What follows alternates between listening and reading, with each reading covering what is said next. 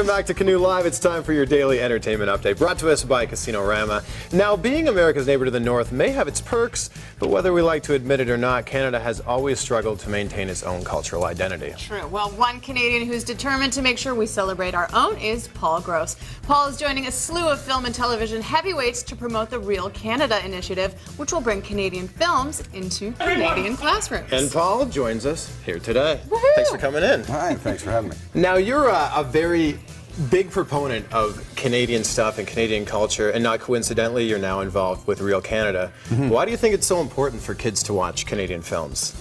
Well, I think it's, first of all, they're ours, and secondly, I think that's where your audience is. The audience of the future is there with kids, and a lot of times I don't think they have access to them. So we bring them, you know, it's a little bit like in expanding on the maxim that if you want to sell a film in Canada, you've got to drive it around to towns and show it to people. So we take it to schools, and this is a project started by Jack Bloom and Sharon Corder, and it's just been expanding year after year. I think the former Governor General, Adrian Clarkson, is now one of the honorary people in it. That's and huge.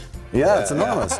And we bring it into schools, and it's run like a little film festival, and they can pick which group of films they want to go and see, and then we show up, the filmmakers, and do a Q&A, and it's amazing, actually. The level of excitement is extraordinary. And it's also, it's not just to say, well, I mean, the main purpose, I would say, we have Canadian films, but it's more to say, the stuff we make in our own country, our own culture, is something that you may be interested in.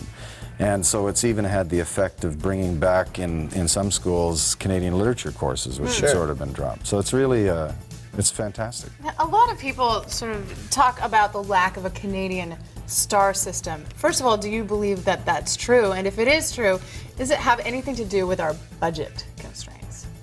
Yeah, I think there are a lot of things that have an effect on people becoming stars or not. But one of the things is visibility, and like go into a convenience store, and on the racks will be 200 magazines. 99% of those are American.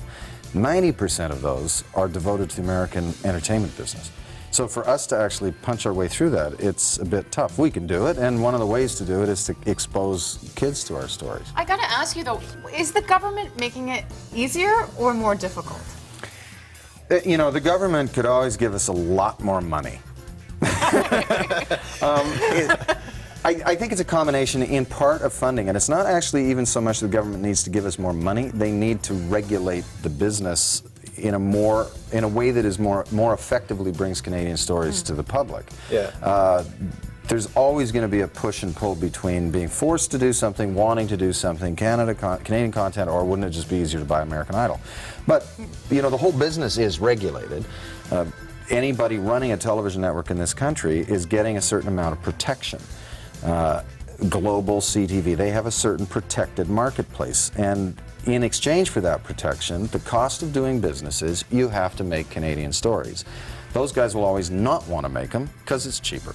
Do you think that Canadian films aren't looked at the same because they don't have the same budget as American films?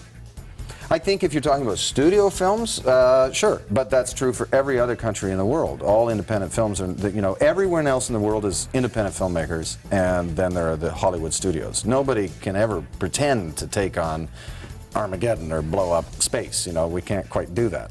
But I don't think people make a distinction. Oh, it's a Canadian film, I'm not interested in it. If you look at, even, just recently with Away From Her, it's a spectacularly successful film. So, we just get them out there and people will go. We have to wrap really soon, but can you tell us really quickly about The Trojan Horse, which sort of has a parallel in terms of losing our identity? Well, The Trojan Horse is a political thriller that's running on CBC that I'm part of. I wrote it and I'm in it. And You're the Prime Minister. I'm the Prime Minister. But at the very beginning, I would like you to be the Prime Minister, actually.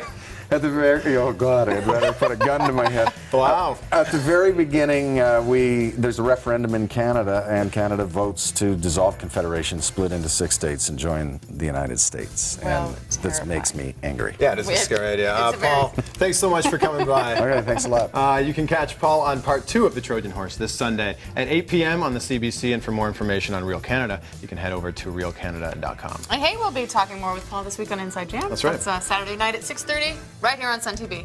Going to take a break, but when we come back, Gareth will be here with sports.